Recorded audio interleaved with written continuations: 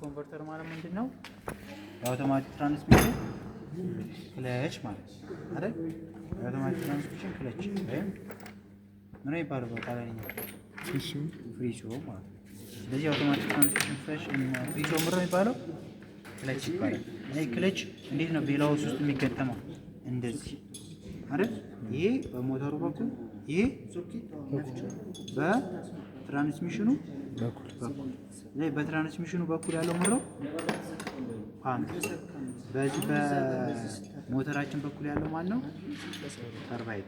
ላይ ተርባይኑ የሚዞረው ማንን የሚያዞረው? ተርባይኑ ትራንስሚሽኑ። ስለዚህ የትራንስሚሽኑ ሻፍት በዚህ ውስጥ ይገባና ቀጥታ ይውላችሁ እዚህ ጋር ምንም ስፕላይን የለውም።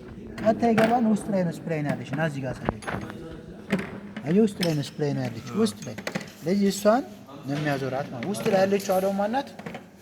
ተርባይን። ስለዚህ በዚህ በኩል ያለው ምን ነው? ፓምፑ ነው። በዚህ በኩል መሀል ላይ ምን አለው?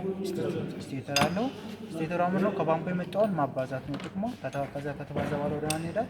ወደ ተርባይን። አሁን በዚህ መሰረት ያልኳችሁ አሁን እንደዚህ ያለ ያሳየኋችሁ ይሄም ነው ቶርኩ። ይሄ ፓምፑ ነው። ፓምፑ ነው። እንደዚህ ስንከፍተው እዚህ ጋር ስቴተር አለች። እቺኛው ምራት ተርባይን። ተርባይኗ ምን አላት? እዚህ ጋር ስፕላይን አላት። አሁን ሻፍቱ ከዚህ ውስጥ የሚወጣው አይደል? ጊሩ ውስጥ የሚገባው በጥርሱ አማካኝነት እንደዚህ ታዞረዋለች ማለት ነው። ይሄ ተርባይን ነው። ይሄ ነው ቶርክ ኮንቨርተር የሚባለው። ሌላ ነገር የለም። ሶስተኛ ፓርት አላችሁ ስቴተር። ሻፍቱ ውስጥ ነው ያለች። እዚህ ጋር ከፍታ ጨርሰናል።